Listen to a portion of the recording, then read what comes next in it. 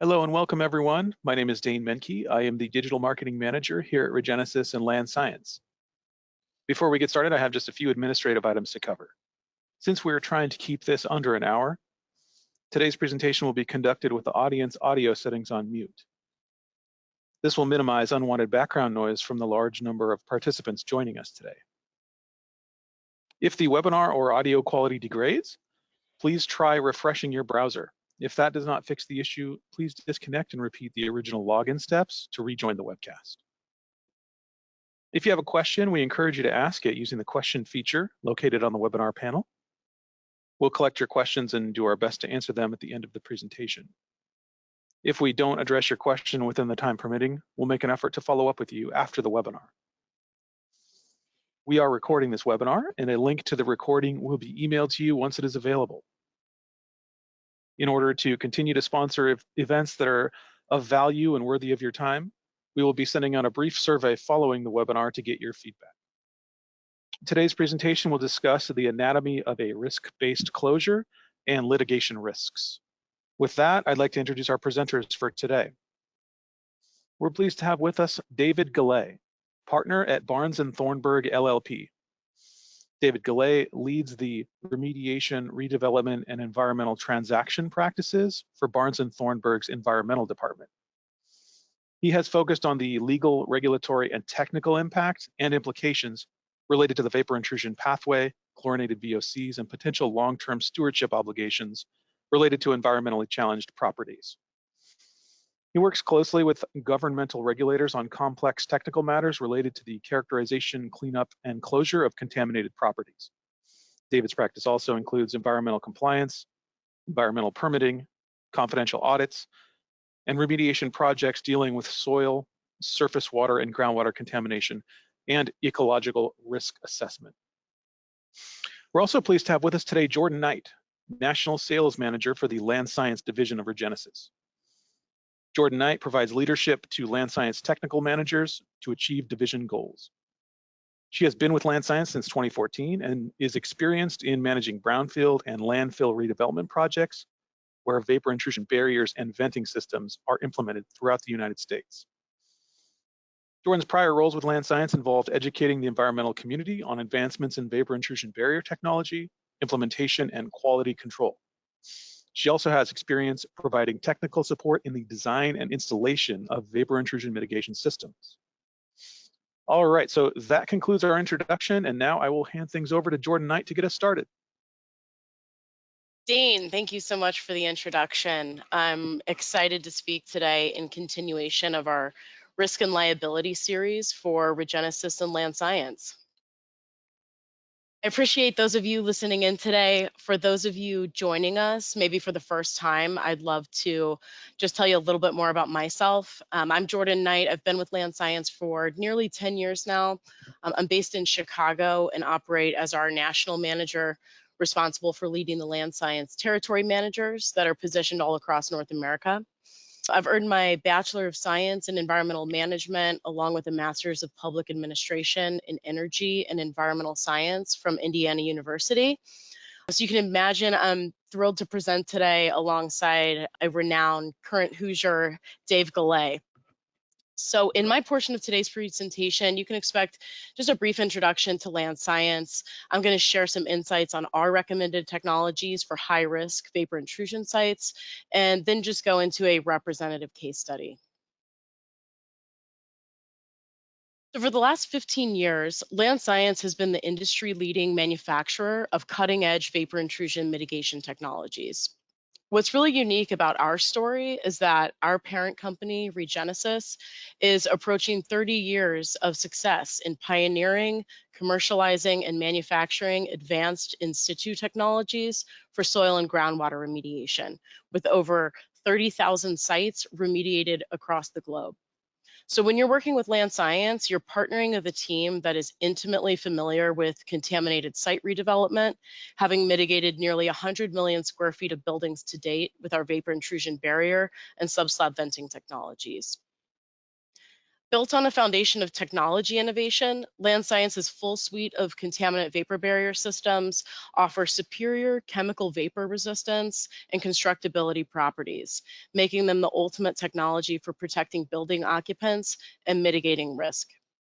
You can expect that peace of mind is built into every Land Science installation with the most experienced network of certified applicators, as well as the industry-leading certified inspector training program for environmental professionals.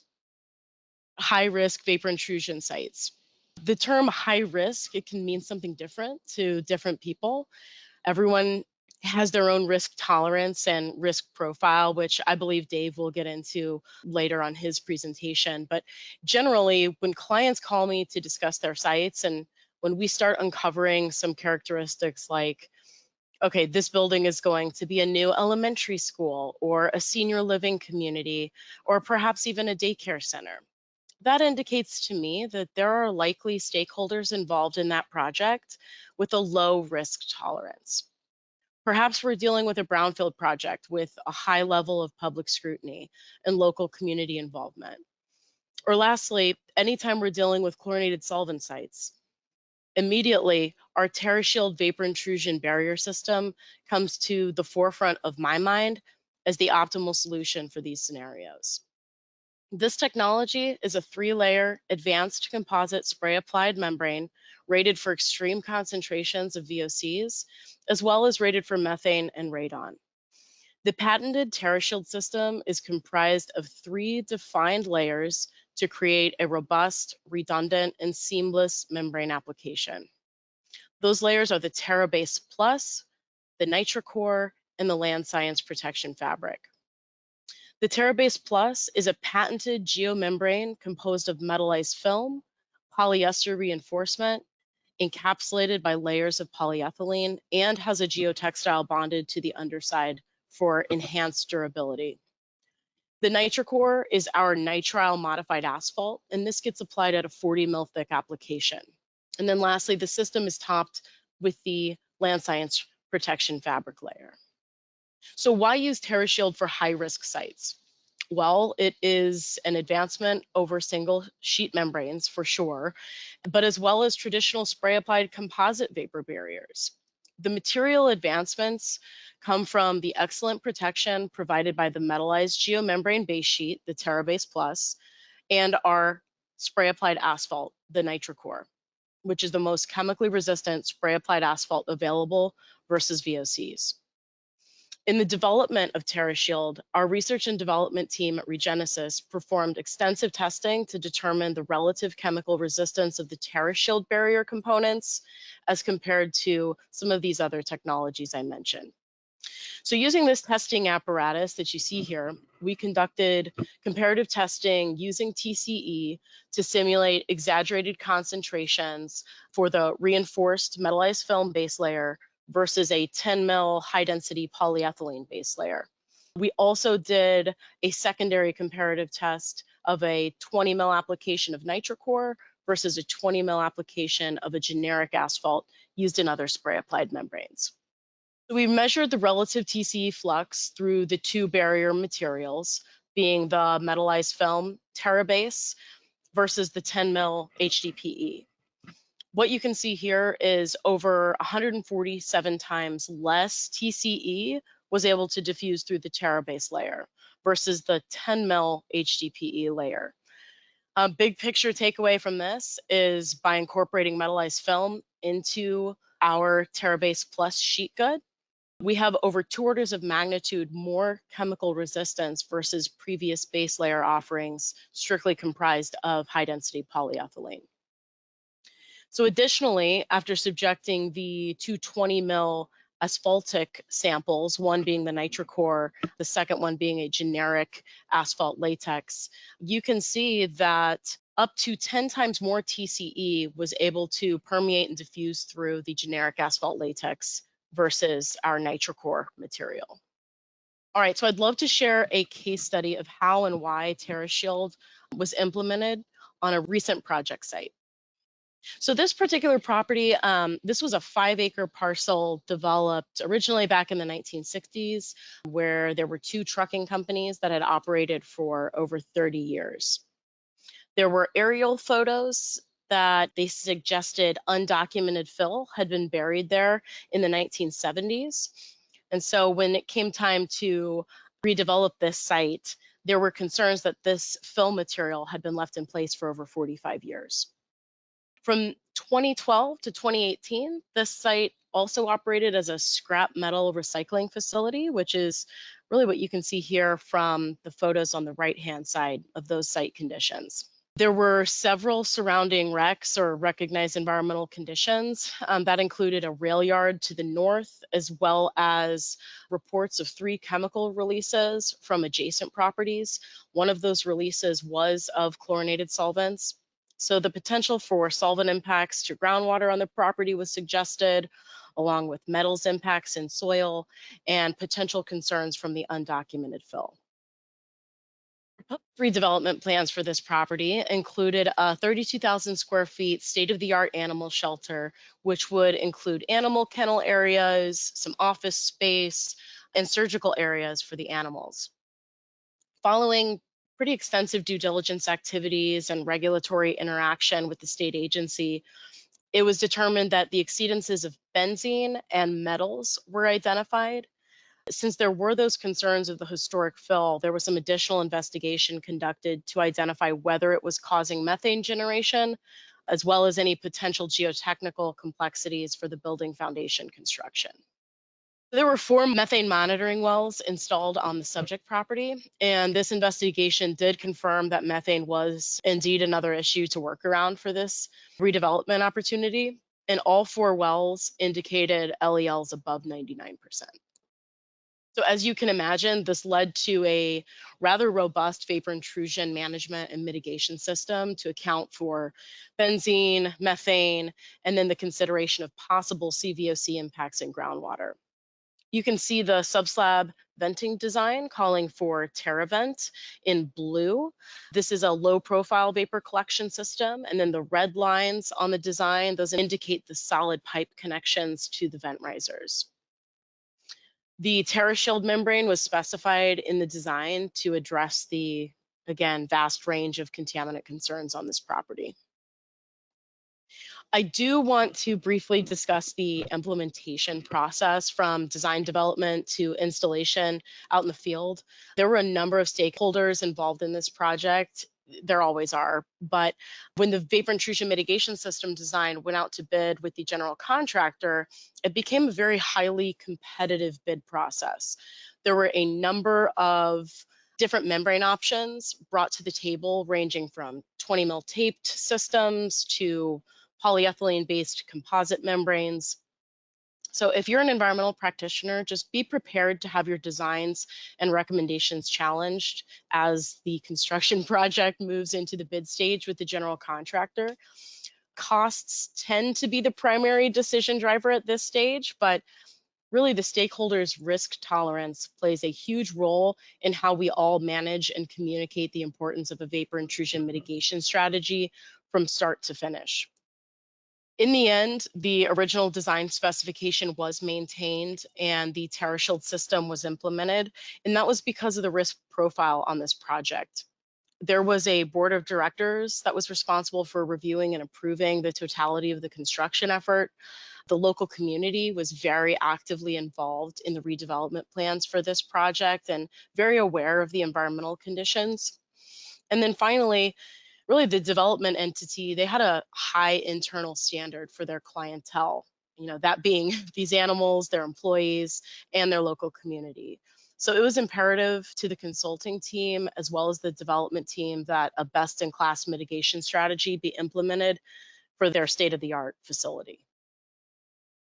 All right, so let's take a look at the installation process of the TerraShield system out at this particular application. So you can see the TerraBase Plus base layer that has been placed. The nitro core has been sprayed between seams to get that sealed up, and they are beginning to address all of the pipe penetrations through the membrane system and booting those with the TerraBase Plus and the nitro core. The next sequence of installation involves the spray applied application of NitroCore. This goes down at a 40 mil application and is installed by a certified applicator. And then to me, this image from the site construction is really the reason why spray applied vapor intrusion barriers should be a necessary component to any VI mitigation design. We were dealing with a reasonably complex foundation designed to accommodate the structural requirements for the site. There were drain and plumbing locations for the kennel spaces, and there were going to be metal forms for the slab placement.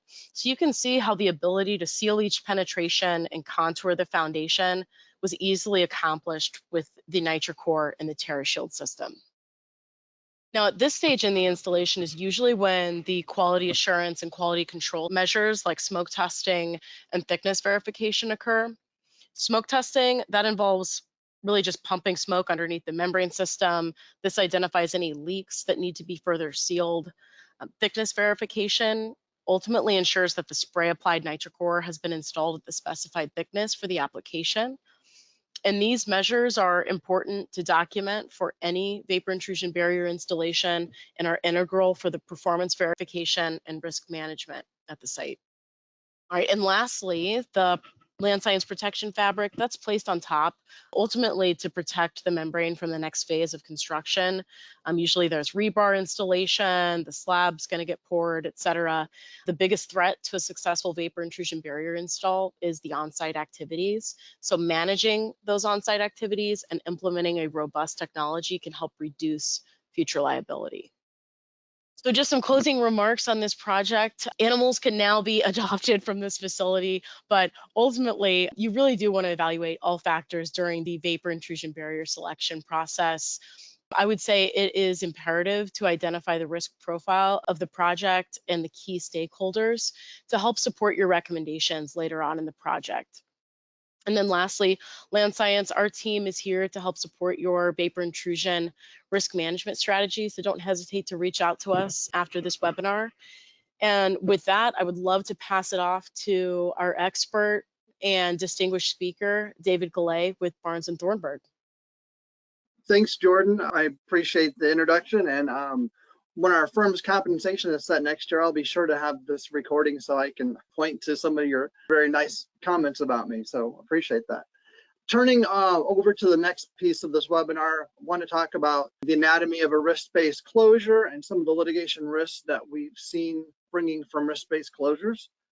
In terms of an overview of today, I want to touch on some revelations that are springing from risk-based decisions. In connection with that, we've seen and continue to see a revolution in the toxicity world relating to trichloroethylene or TCE and other emerging contaminants, which we'll touch on. And in terms of the anatomy, there are some key structural components that I will dive further into.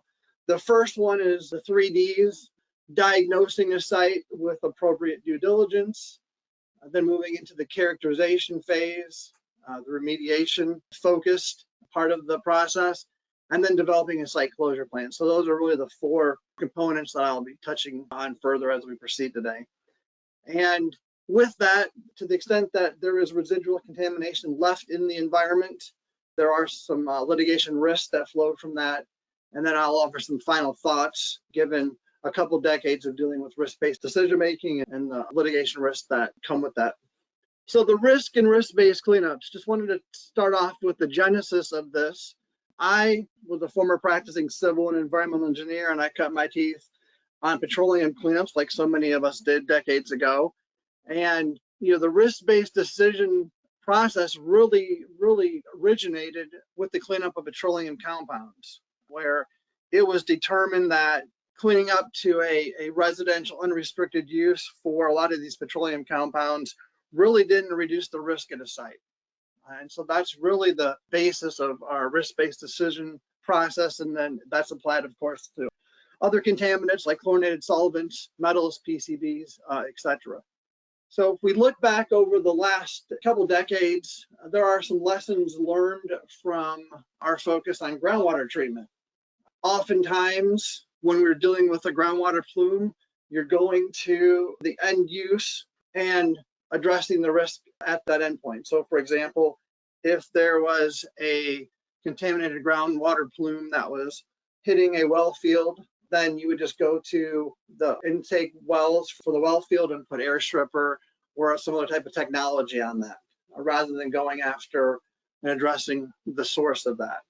And so there are also different techniques that were used for treating groundwater, pump and treat, where you're just capturing a plume, treating it, but actually not going after and addressing the sources of that. And so we've kind of learned some important lessons as it relates to how we are dealing with groundwater contamination. And those lessons can be applied and are being applied to other types of contaminants in other media like soil gas and vapor intrusion. So in terms of an effective liability management, Jordan talked about risk tolerance, and that's really exactly right. Trying to find the right balance between reducing a source and then putting in place an appropriate risk management plan for the residual contamination that is left in place. And there are a whole host of innovative technologies and approaches now that allow you create a broader set of tools to attack and reduce the sources, with the ultimate goal of, if possible, eliminating the source versus just reducing it. But there are a lot more tools that are available now to aggressively attack sources of contamination. Some hot button issues that are affecting risk-based cleanups today. We continue to see the evolution of the vapor intrusion pathway, and now a focus on preferential pathways, including sewers. Then, the non-cancer short-term action levels for TCE continue to create divergent approaches across the 50 states and also the 11 US EPA regions. There's a growing threat of citizen suits. And under the Biden administration, there is a renewed focus on environmental justice. So regarding the revolution that's affected TCE's toxicity, as most of us know, TCE is the most common groundwater contaminant. However, that probably is being taken over by PFAS, and we can touch on that later on.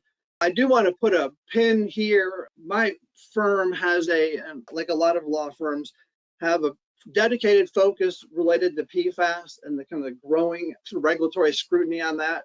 We have a PFAS coalition, and my partner out of our DC office, Jeff Longsworth, and my other partner, Tammy Helminski, out of our Grand Rapids office, are heading that up. So to the extent that there are any follow-ups related to PFAS, I'd be happy to put you in touch with either of those for further discussion. So why is the TCE Toxicity Revolution so important? Well, it represents a paradigm shift. For the most part, the risk and the exposure to contaminants was based on a lifetime exposure to a cancer risk.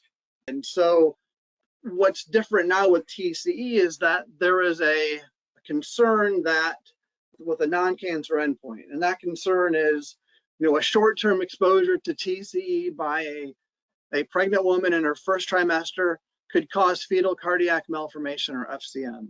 So a very sensitive type of receptor, and an issue that really gets all of our attention and focus. Unfortunately, there is just not a consensus on the underlying study that created this potential concern for FCM. So just as a quick snapshot, under the Trump administration, there was a final risk evaluation done for TCE that was released in December of 2020. It's again focused on the controversial Johnson study from 2003, where these cardiac defects were observed. They ended up not sending that as an endpoint. That study has been, and there's been additional follow-up with the current EPA administration about the proper use and role of these studies, and it just creates uncertainty. And as of now, EPA headquarters has not weighed in on a final determination as it relates to TCE toxicity and short-term risk. In that gap, there's been several developments. Number one, the Department of Defense, which has lots of sites with TCE, came up with its own occupational exposure level, and that level is still in draft, but it's going through final promulgation. is 5,374 micrograms per cubic meter. If you compare that to somewhere between 8 and 10, depending on what jurisdiction you're in, that's what US EPA's current commercial exposure level for TCE is. So, while it's certainly less than the OSHA PEL for TCE, it's still quite a few orders of magnitude apart from where EPA is at. And again, DOD also had its toxicologists, developmental toxicologists, look at the 2003 Johnson study and discounted it for a variety of reasons. In terms of a current snapshot, as of 2023, here's where we're at. There are 18 states with some type of guidance, oftentimes divergent, regarding TCE and short-term risk. Just within the last 3 years, as we've come out of COVID, there's only been one state that has added guidance, and that was North Carolina. And I just want to point out that Indiana sits in a rather unique position in terms of its policy, where it has on a couple occasions, one time in 2016 and then one time right at the end of 2019, promulgated or issued guidance specifically rejecting the short-term risk for TCE. In terms of the diagnosis, let's start the anatomy evaluation. So, in order to start your risk-based decision process, I think it's critical to conduct historical due diligence. We've had a lot of success conducting an internal investigation, usually under privilege or under an audit statute, looking at releases and potential contamination. And this process, mirrors what you would do if you were looking at buying a contaminated property. So looking at different components of the phase 1 environmental site assessment is critical. We've kind of developed our own approach where we have gone in and selected components of the phase 1 process to kind of guide our evaluation. Some of those components are interviewing current and former employees, looking at site diagrams, process flow, you're looking at mass balance equations, chemical use, storage, and waste disposal records are all important. And then also getting as many, historical aerial maps, topography maps, sandbore maps, fire insurance maps, all of these are very important and are important tools to direct an investigation into whether or not these past practices or operations resulted in potential releases of contaminants. And so turning to the next piece, it's critical that the site is adequately characterized. We talk about developing a conceptual site model, and that's really the key part of this process. So adequately characterizing the nature, meaning the types of contaminants and the levels in the appropriate media, and the extent, which would be the boundary of where those contaminants are. We have found it very helpful to develop conceptual site models as it relates to releases to soil, releases to groundwater, and then developing one that's really focused on the key receptor, key pathway, which is vapor intrusion, which would include soil gas and indoor air. I found it over the last probably 4 or 5 years to build into the CSM structure an environmental sequence stratigraphy analyses. So there are stratigraphers that can be very helpful in looking at the boring logs and helping understand and develop and refine your conceptual site model. Now, that's very important if you're going to use some type of injection technique, understanding, which is a contact game, understanding where the contaminants are, where the permeable zones are, is critical in terms of applying and getting the reagents and the chemicals that will reduce and destroy the contaminants into the right layers. Also, where appropriate, the use of high resolution site characterization tools has been critical. And probably within the last couple of years, we've seen a growing regulatory scrutiny focus on sewers. And depending on where your site's at, going in and sampling sewers can present some pretty significant challenges, especially in terms of sorting out what may be coming from an off-site source versus what may have been coming from the site itself. So you take vapor intrusion, which is an invisible villain, and you couple that with TCE toxicity and the kind of the divergent approach regarding toxicity, and you have a perfect storm. which has created a lot of risk and risk-based cleanups. So I think this slide is helpful, just showing and demonstrating, how the vapor intrusion pathway and how TCE in particular can enter a variety of different types of structures, and the complicated nature of investigating and assessing the vapor intrusion pathway. So I want to spend a little time focusing on what I still think is the evolving vapor intrusion pathway. I know that EPA's final guidance came out in 2015, so it's coming up on 8 years, but it's still, from my practice, still an evolving pathway. And so I wanted to distill how I've approached this pathway with 4 components, broken down as followed: upfront planning, including a decision matrix and risk communication tools, having a consistent sampling and analysis plan, constantly refining and looking at a vapor intrusion conceptual site model, and then looking at some vapor intrusion mitigation considerations. So we'll focus on each of these here over the next 4 slides.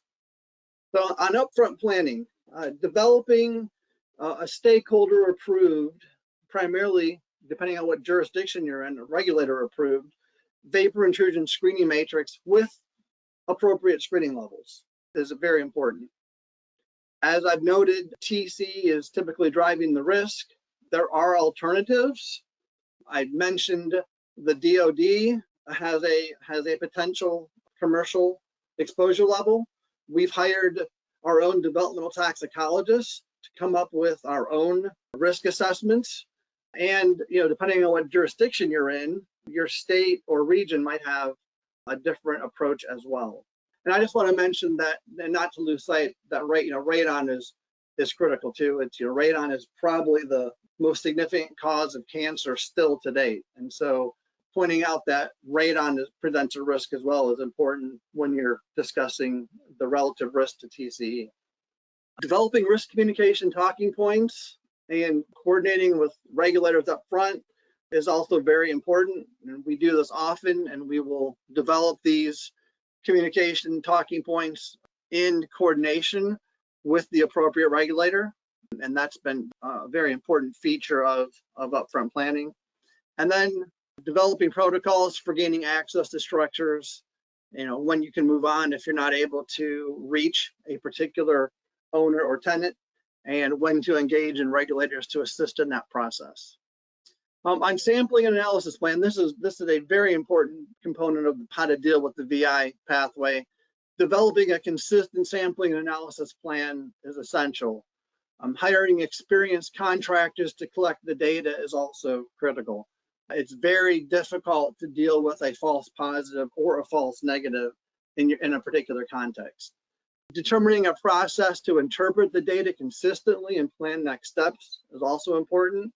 And we've incorporated semi-quantitative types of technologies such as the frog, moving into the more quantitative, mobile lab, portable GCs. Those are all very important, tools, especially if you want to determine potential indoor air background, or if you want to be able to move nimbly with data and not wait for days, if not weeks, to assess the pathway.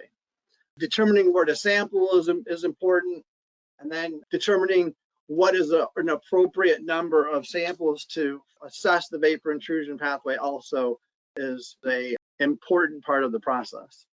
The vapor intrusion conceptual site model, I found this to be probably the most important element. If you don't adequately identify the problem, you'll be challenged to find a cost-effective solution. And when you go in and demonstrate by sampling indoor air to determine whatever measure you implement is successful or not, it's important that you identified and address the source of the vapors coming into a structure. I also wanted to point out that this really starts with the geologist in the field. Not to pick on geologists, since I'm an engineer, but it's really important that there is a consistent approach with how the boring logs are created and completed. You can sometimes address that with a good stratigrapher who can sometimes make some sense out of different classification systems, etc. But I think it's really important that a senior geologist work with a junior geologist, which is typically in the field, to provide appropriate guidance and help create boring lungs that are consistent throughout a project. Source areas, preferential pathways, sampling appropriate groundwater zone, i.e. the top foot of the groundwater, understanding soil gas movement are all very important parts of this process. And I then go back to the due diligence you do in the beginning. We have found by going back through and understanding how a particular structure or company utilized chemicals in the past, where things were stored, how things were transported within the plant, is very important to targeting and understanding where the contaminants may be or may have been released. For sites that are so-called closed, we think it's appropriate to reevaluate the CSM and identify potential for reopeners, whether it's a reopener from a state agency or from a adjacent property owner or from a prospective purchaser or lender. There are a number of ways where these so-called closed sites can be essentially reopened. On mitigation considerations, just a couple of thoughts. Tailoring your closure strategy with decisions on mitigation really is a site-specific approach. And again, it's going to be part of what is the applicable state, federal guidance you're working under, what's your client's risk tolerance, and how sophisticated are each of the parties. It's also important to look at a cost-benefit analysis, and that really is preemptive mitigation with trying to determine how long a mitigation system is going to be installed on a structure. It's pretty easy to mitigate a structure. It's a little bit harder to determine how long that mitigation system might be required to be on that structure, and then developing an operation, maintenance, monitoring plan for that system can be a significant cost. And I get a lot of questions on whether or not there needs to be a deed restriction or a covenant placed on a piece of property as relates to the continued operation of a VI system. And there are some scenarios where you may be able to avoid placing a deed restriction on a piece of property. I also wanted to point it out that, in addition to the products that Jordan described in detail, there are some other patented technologies and approaches to managing the long-term monitoring obligations. And Protect has a fairly new patented Vapor Sentinel remote monitoring system that is particularly effective at that. Again, it's another tool for an environmental professional to consider in terms of addressing this pathway. All right, so third component of the anatomy of a risk-based cleanup is what's the site closure plan going to consist of? So evaluating the risk and your client's risk tolerance, of course, is a theme that is kind of sprinkled through this entire presentation. I have found a robust feasibility study to be a critical part of the process. We've also had clients use a different firm to conduct the feasibility study. And so, this is just a really important part of the process. And then implementing appropriate remedies. So developing an integrated approach to reduce source areas and manage residual risk is very important, including some interim actions as well as you develop what your final remedial strategy is going to be. There are a number of policies, both under RCRA and some state policies, that can provide some nice incentives to avoid the generation of hazardous waste. If you're looking at a RCRA area of contamination policy. And so we've done some pretty innovative approaches using the RCRA AOC policy. And so to the extent that those types of approaches are appropriate, we found them to be very effective when implemented correctly. And again, the whole part of this is finding that balance to manage both the current and future exposures associated with the contaminant that you're addressing. And so as it relates to, after you've effectively implemented a kind of a source reduction remediation work plan approach to the site, we found that managing the residual contamination really requires a plan. And it usually is something that you think through while you're developing and considering your treatment options. And so the next slides show the level of detail and complexity that sometimes unfolds when you are tailoring and implementing an effective plan for your situation. And so usually part of my site closure will include some type of institutional control or so-called long-term stewardship plan.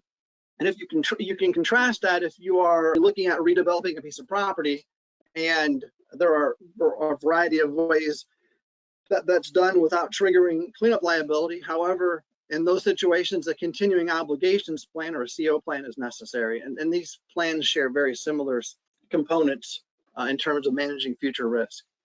So again, in most states, in most regions, some type of institutional control is generally necessary unless the site can meet unlimited use, unrestricted exposure, i.e.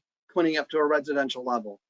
These regulatory levels for unrestricted exposure, unlimited use can be pretty difficult to achieve. And then a lot of times really not necessary if the exposure pathways are managed.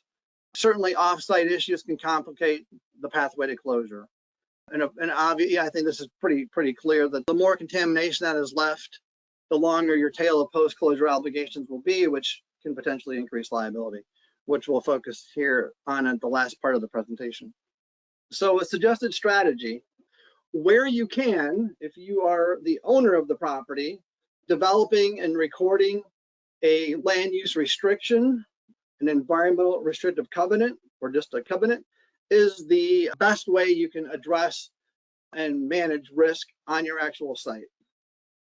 Now, there is also relevant and helpful guidance, whether it's a continuing obligations or an institutional control plan, that can be tailored and effectively implemented, whether you own the property or you don't own the property. And also extending to areas if your contaminants are migrating in a plume off-site, whether it's a soil gas plume or a groundwater plume or both. Understanding when and where an institutional plan is necessary is important. I always like to prepare a detailed cost-benefit analysis. A lot of times when you do this, it becomes clear that perhaps more emphasis, focus should be put on reducing source areas versus putting together a plan to manage the risks at the end. And then, as I mentioned, using ERCs where you can is an important feature of your ultimate plan. So I wanted to touch on EPA's institutional controls policy. This quote unquote new national policy was released, just over a decade ago, and 2 companion documents, which I think are very helpful. The first one is a guide to help you plan, implement, and maintain and enforce institutional controls at a contaminated site. That's so-called the IC guidance. And then what I found to be more useful is the companion guide to preparing an IC implementation and insurance plan, so-called an IC plan or a long-term stewardship plan. I think various components of this guidance are very helpful and instructive when applied to a site. So what is an IC plan? These plans will help you establish a system and document activities necessary to ensure that essentially there's no unacceptable risk to human health and the environment. That's the long-term stewardship component of this process. It also identifies how an IC was selected, implemented, maintained, how they may be modified or terminated at a specific site as you continue to evaluate and update your risk assessment and exposure pathway assessment. Some states have developed comparable long-term stewardship guidance. Some states have pilot programs for sites selecting a risk management plan for closure. So where and when is an LTS plan really appropriate? If you are not able to use and record ERCs on your property or properties that are affected by your contaminants, and or you cannot put in place some type of ordinance to address that, both of those are legal instruments, the next best approach is to develop an LTS plan. And the LTS plan effectively functions in place of those type of legal instruments. And so some of the components of an LTS plan would include a periodic update of a receptor survey, contingencies for future unacceptable risk, laying out who's responsible in the future. There's a reporting process akin to EPA's 5-year review process for Superfund sites, where every 5 years EPA goes in and does exactly this, looks at the receptors, the contaminants, and ensures that there are no unacceptable risks. And probably the biggest component that creates a lot of uncertainty and gets a lot of attention is whether or not financial assurance is required as part of the long-term management of your site. So turning to litigation risks. So there are three areas I want to touch on: transactions and redevelopment, regulatory, and then the traditional lawsuits that we see a growing number of. For some of you who do a lot of due diligence work, you're probably aware that at the end of 2021, EPA released a new version of its Phase 1 environmental site assessment standard. Again, there's a continued focus on vapor migration. It's pretty clear that US EPA's interpretation of that guidance includes a focus on soil gas and soil gas movement. Search distances have expanded, and there's been a much more attention given to file reviews and a review of historical information as part of this process.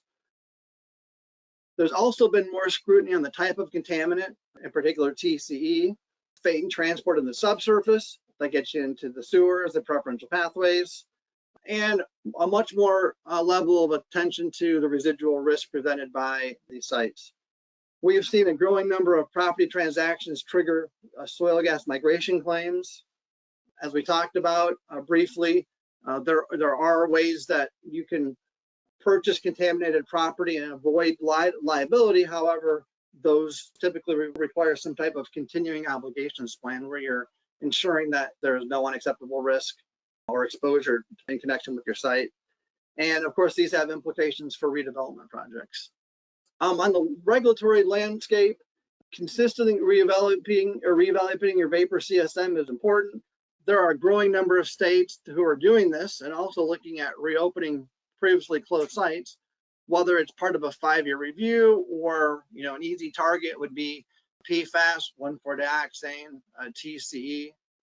So last time I looked, Massachusetts, Michigan, Minnesota, New York, California had all different ranges of reopening and reevaluating closed sites. That focus has gone down a little bit with COVID, but I fully expect that process to resume here this year and going forward. There's also a focus on looking at post-closing obligations and stewardship considerations. A lot of sites who were in a 30-year review cycle are now entering their second 30-year review cycle. And so looking at VI and these new emerging contaminants is a focus of a lot of regulatory agencies.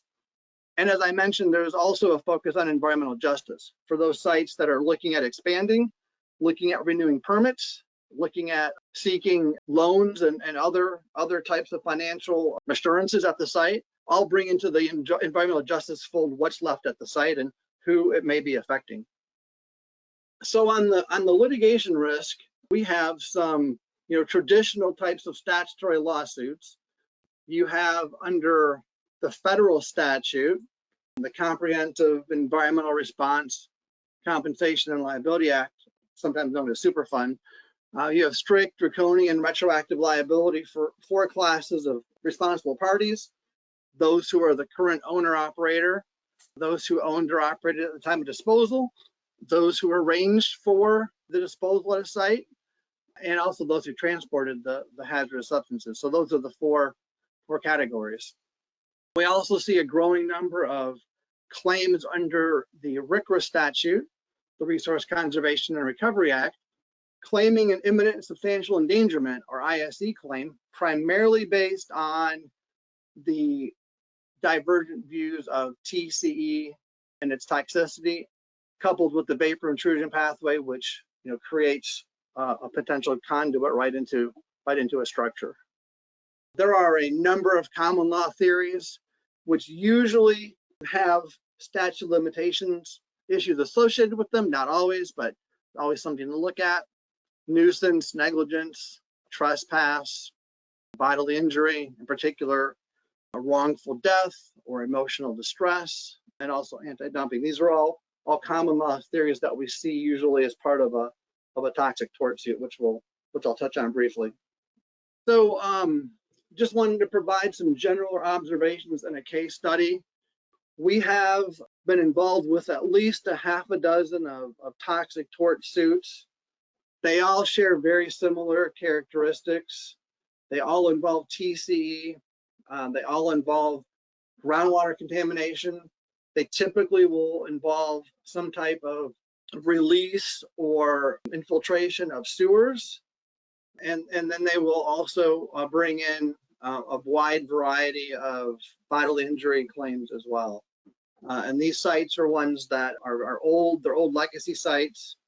Typically, there was an aggressive approach done to address the source areas, and then what's left is just the management of the groundwater plume, typically, which moves off site over a number of decades. And as we know, with the evolution of the VI pathway, the focus on TCE, those sites that have those residual contaminants left in the environment are prime targets for these types of lawsuits. There's also significant scientific debate and uncertainty. These can create obstacles to early settlement. Just look at the divergent views of TCE toxicity. You end up with battles of scientific experts over exposure amounts, durations, etc. And there are a number of lessons that are being learned and continuing to be learned as we go through these toxic tort suits and settlements and litigation. There's a particular case that our firm has been involved with. Just want to touch on 3 points coming out of this case. This case is rather unique. It's a holding for Johnson Controls. This decision went all the way up to the 7th Circuit Court of Appeals, which again is really unique in the context of these types of claims.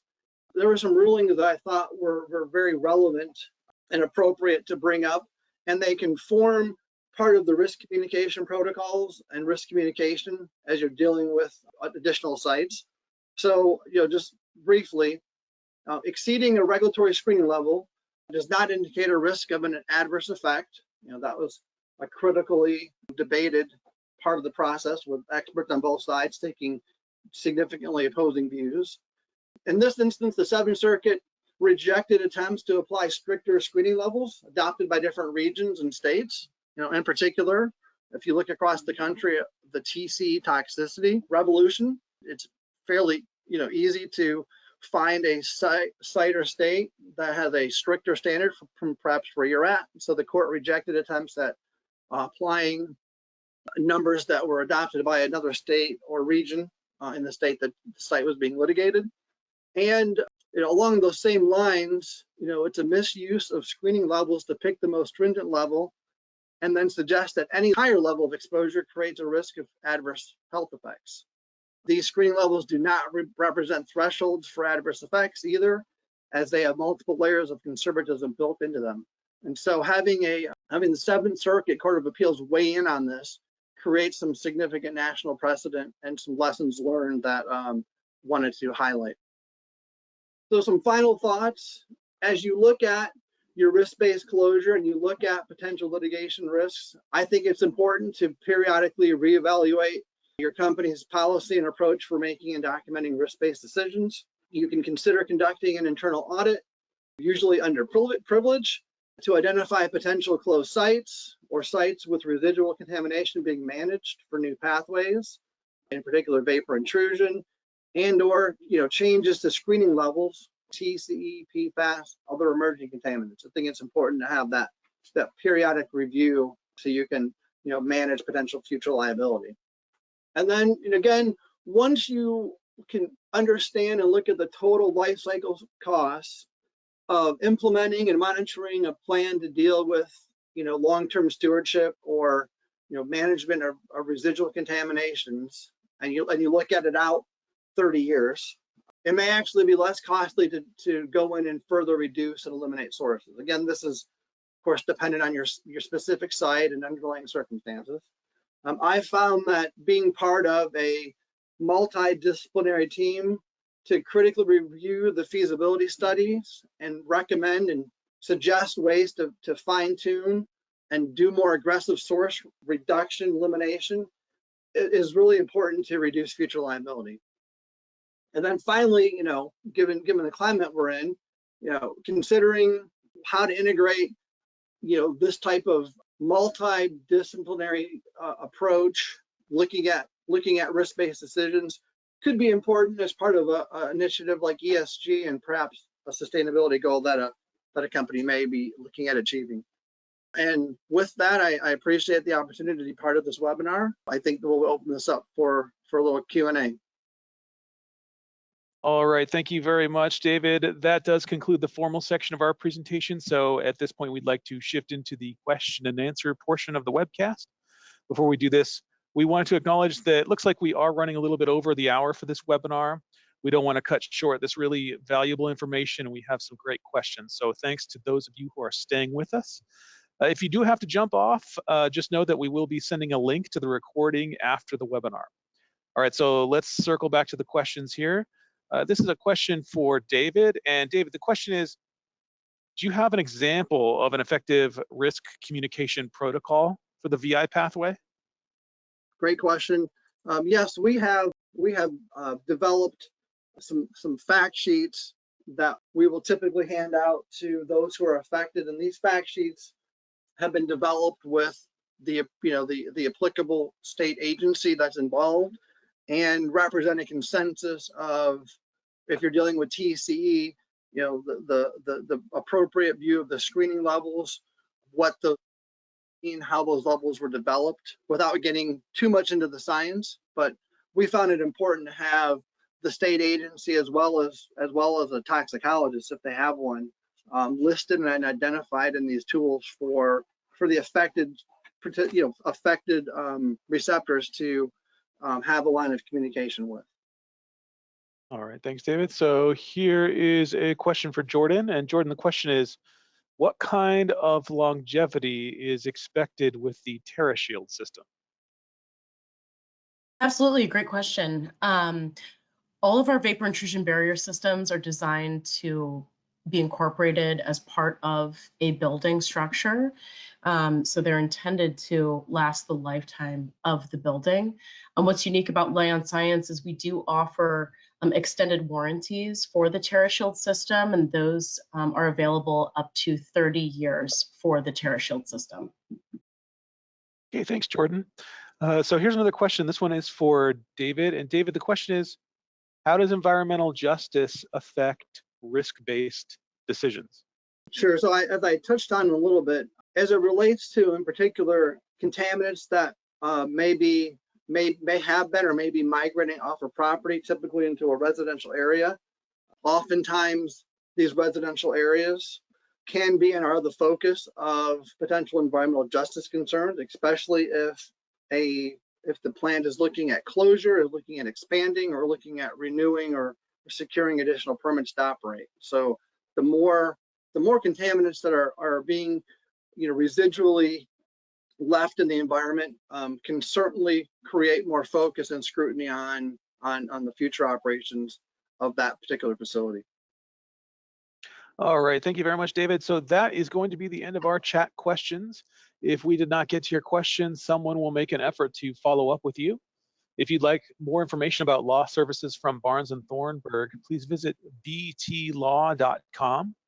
If you would like to learn more about vapor intrusion solutions from Land Science, please visit landsciencetech.com. Thanks again to David Gallay and Jordan Knight, and thanks very much to everyone who could join us. Have a great day.